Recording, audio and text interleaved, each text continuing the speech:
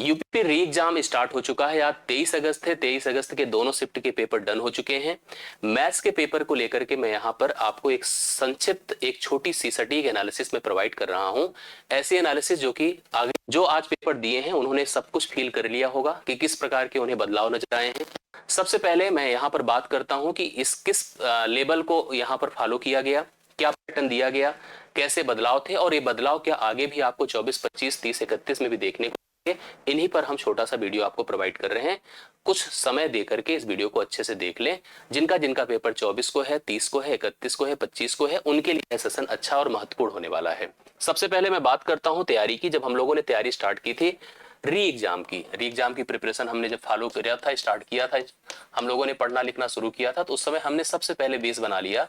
जो फरवरी वाला पेपर हुआ था 2024 का, उसको हमने बेस बनाकर पढ़ना लिखना शुरू किया था। लेकिन बार बार ये कहा जा रहा था कि इस पैटर्न को आप एकदम से मत सोचो कि ऐसा ही पैटर्न आपको देखने को मिलेगा। जब पेपर इसके पहले हुआ था 19 में, उस पैटर्न को जो है काफी हद तक चेंज आप लोग फरवरी में देखे थे।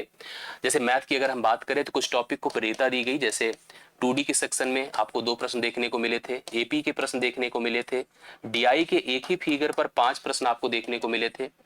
और इसी तरह से अगर हम अरिथमेटिक सेक्शन में जाएं तो अरिथमेटिक सेक्शन में भी आपको बहुत ज्यादा नहीं, जैसे परसेंटेज का उपयोग कम कर दिया था, प्रॉफिट लॉस का उपयोग कम कर दिया था।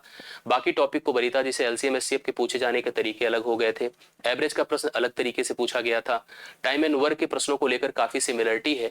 लेकिन यहाँ पर पैटर्न को 2019 से काफी हद तक रिलेट करते हुए पहले आपने देखा कि 2D पूरी तरह से गायब है। अभी जब सेकंड शिफ्ट हमने देखी तो थोड़ा सा एक प्रश्न झलक के तौर पे आया, वो भी बहुत ही आसान से त्रिभुज के फार्मूले पर आधारित प्रश्न था। एपी बिल्कुल नहीं है। एपी का भी एक नेचर आपने थोड़ा सा बर्डिंग के क्वेश्चंस में देखा था, एक पेपर एक क्वेश्चन था, लेकिन बहुत ज्यादा कोई यहाँ पर तालमेल एपी का नहीं है। डीआई को लेकर काफी बड़ा बदलाव किया गया है। हालांकि ये बदलाव टफ कर देता है चीजों को, क्योंकि अगर एक फिगर पर ही 5 प्रश्न आते हैं तो एक कॉन्सेप्ट को समझकर आप 5 प्रश्नों को हल करते हैं, वो ज्यादा अच्छा होता है।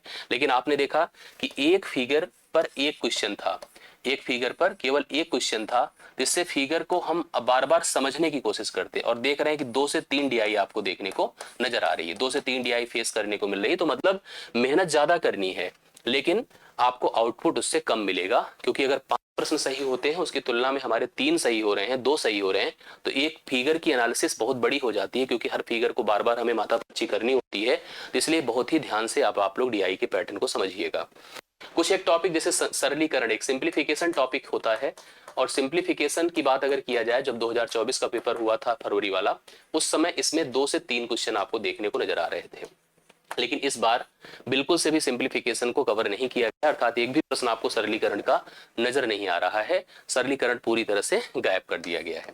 जिन जिन टॉपिक को वरीयता दी गई है, थोड़ा सा उनकी तरफ ध्यान दीजिएगा। मैं टॉपिक की बात करता हूं, प्रश्नों के नेचर की भी बात करता हूं।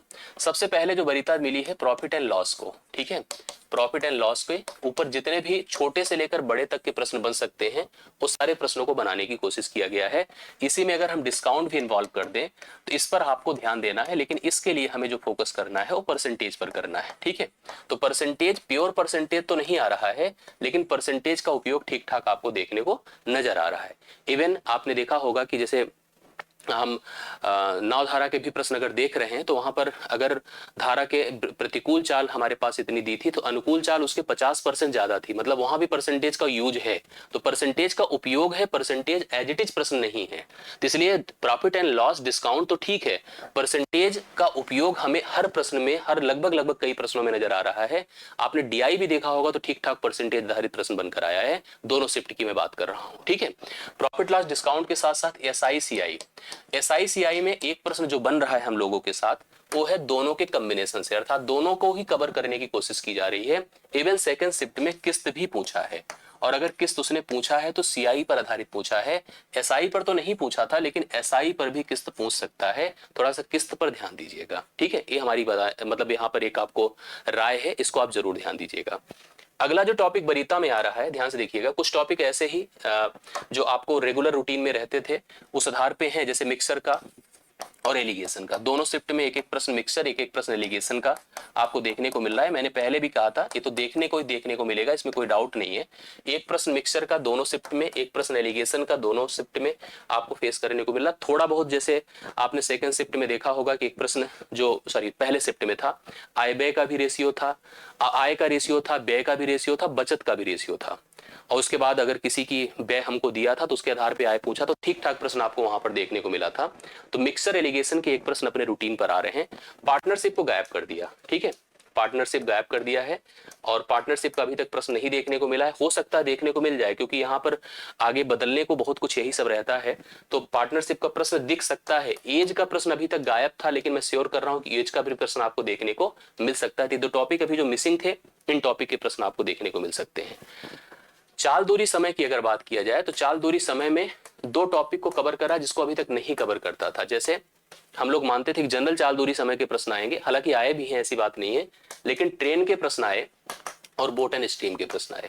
पहली शिफ्ट में अगर ट्रेन कवर किया तो दूसरी शिफ्ट में बोट एंड स्टीम ले लिया, हालांकि चाल दूरी समय भी लिया है। दो प्रश्न सीधा लिया, दो प्रश्न सीधा लिया। मतलब ये पेपर बनाने वाले एग्जामिनर महोदय ने क्या किया है कि इन्होंने सीधा सीधा किताब उठा ली और किताब पर एक चैप्टर ओपन किया, और चैप्टर में जैसे पहले पन्ने पर देखा एक छोटा सा प्रश्न, फिर हम छोटा सा बढ़कर थोड़ा सा आगे बढ़कर के बड़े प्रश्न को कवर कर दिए। मतलब एक एक चैप्टर पर दो प्रश्न को उन्होंने उठा उठा के रखा है। वो चाहे केवल चाल दूरी समय ही नहीं, टाइम एंड वर्क में भी सेम काम उन्होंने किया है। टाइम एंड वर्क में भी आपने देखा होगा जो टॉपिक आपका एमडीएच फार्मूले वाला कॉन्सेप्ट है, ठेकेदारी वाला जो प्रश्न है, मैंने कराया था उस तरह का प्रश्न, वो यहाँ पर ठेकेदारी एमडीएच वाला जो रूल होता है उस पर आधारित प्रश्नों को आप लोग कवर करिए, क्योंकि इस पर प्रश्न देखने को मिल रहे हैं और एक से दो प्रश्न देखने को मिल रहे हैं। तो टाइम एंड वर्क, नल टंकी का प्रश्न तो अभी नहीं देखने को मिला है, लेकिन मे भी देखने को मिल जाए, क्योंकि जब आपको चाल दूरी समय में ट्रेन दिख रहा है, बोट एंड स्टीम दिख रहा है, तो पक्का यहाँ पर आगे आपको पाइप एंड सिस्टम भी देखने को मिलेगा। इसलिए आप लोग ध्यान दीजिएगा, कुछ ऐसे टॉपिक मैं अभी लिख दूंगा लास्ट में, पाइप एंड सिस्टम भी आप लोग बहुत ही अच्छा वरीयता दीजिएगा, इसको भी आप लोग कवर करिए, ये टॉपिक आपको देखने को मिलेगा। एक टॉपिक जो सबसे मोस्ट इंपॉर्टेंट होता है LCM and HCF. LCM and HCF, इसमें पहले की तरह प्रश्न नहीं आ रहे हैं, सीधे सीधे लासा मासा पूछे जा रहे हैं, वो भी जैसे दशमलव संख्याएं दे करके और भिन्न संख्याएं दे करके।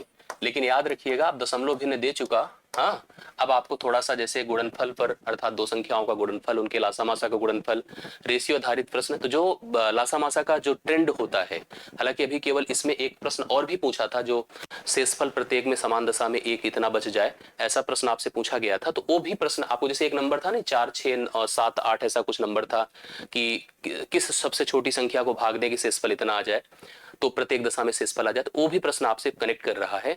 और साथ साथ एक प्रश्न आपने देखा होगा कि जो है 3 नंबर बड़े थे और उन बड़े का शेषफल, हालांकि वो एक ही चीज हो गई कि आपको एक पूर्णांक संख्या 3 दे दिया, उसका शेषफल, उसका हमसे एचसीएफ पूछा है। तो केवल एचसीएफ, केवल एलसीएम डायरेक्ट पूछे जा रहे हैं, एक आध क्वेश्चन अभी देखिए बन रहे हैं, तो आगे के शिफ्ट में ये चीज थोड़ा सा रूटीन में आ सकती है, इसलिए इस पर प्रायोरिटी दीजिएगा, थोड़ा बातों को समझ करके अच्छे से इसको कवर करिएगा, ठीक है।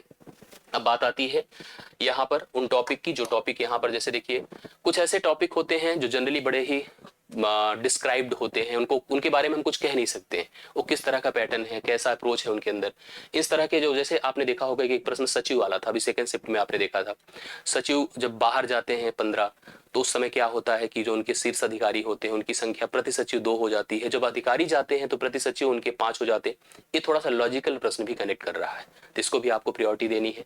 जैसे एक व्यक्ति जब रिटायरमेंट होता है तो उसकी इतने में जब तनख्वाह इतनी थी, हर साल 40% बढ़ती है, तो इस हिसाब से प्रत्येक का एवरेज निकाल करके हमें डिसाइड करना था, ये आपको ध्यान देना है। एक टॉपिक जो एवरेज है, जनरल, देखिए हम लोगों ने एवरेज को बहुत ही जनरल पढ़ा है, लेकिन औसत के जो प्रश्न हैं, 2 प्रकार के प्रश्न आए हैं।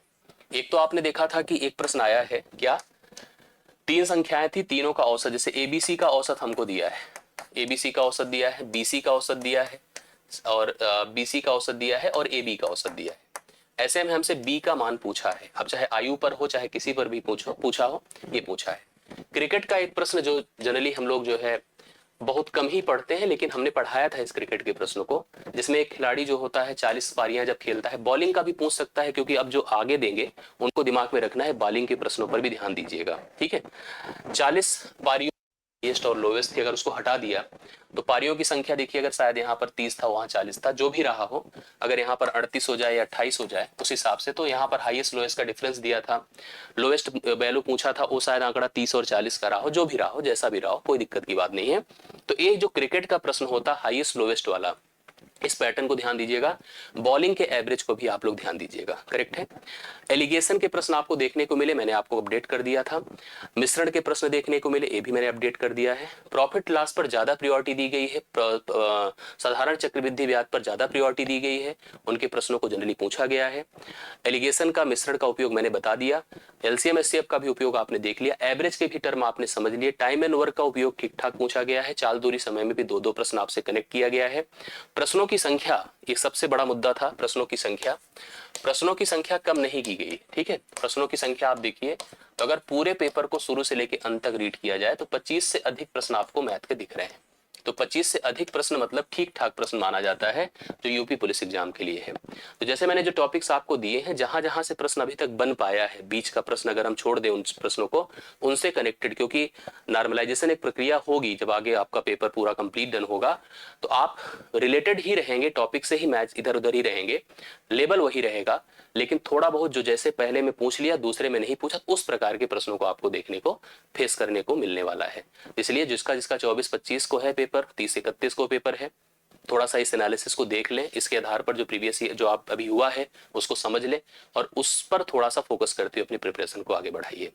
मेरी शुभकामनाएं आपके साथ हैं, मन लगाकर मेहनत करके पढ़ाई करिए, जो भी प्रैक्टिस कराए जा रहे हैं, जो प्रयास किए जा रहे हैं संस्थान से, उसको कवर करते रहिए, नहीं आपका पेपर अच्छा होगा।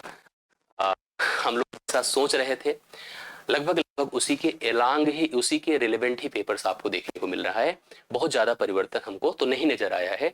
बाकी आपको कैसा लगा पेपर आप जरूर बताना हमें, कैसा अगर आपने देखा था, कैसा पढ़ा लिखा जो मिला आया है, उसको आप लोग जरूर हमें कवर करके बताइएगा। बाकी हम फिर से आगे के सेशंस होते हैं तो उसकी भी एनालिसिस आपको प्रोवाइड करते हैं। चलिए, तो कुल मिला के मेरा ये कहना है कि जब हम लोग 24, 25, 30, 31 वाले हैं तो हम लोग इस पेपर की एनालिसिस जरूर कर लें, अच्छे से रीड कर लें और उसके आधार पर अपनी तैयारियों को डन करें। तो चलिए, मैथ में अच्छा करिए, मैथ क्योंकि स्कोर बना देगा आपका, आप अगर सच में बेहतर करते हैं तो आपके सिलेक्शन के चांसेस अच्छे हो जाते हैं। और कोई अगर डाउट रह जाए, मिसिंग है कोई चीज या कोई आप कुछ कहना चाहते हैं, जरूर हमें कमेंट करके दें। बाकी मेरी तरफ से इतना ही, बहुत बहुत धन्यवाद, ढेर सारी शुभकामनाएं, थैंक यू सो मच।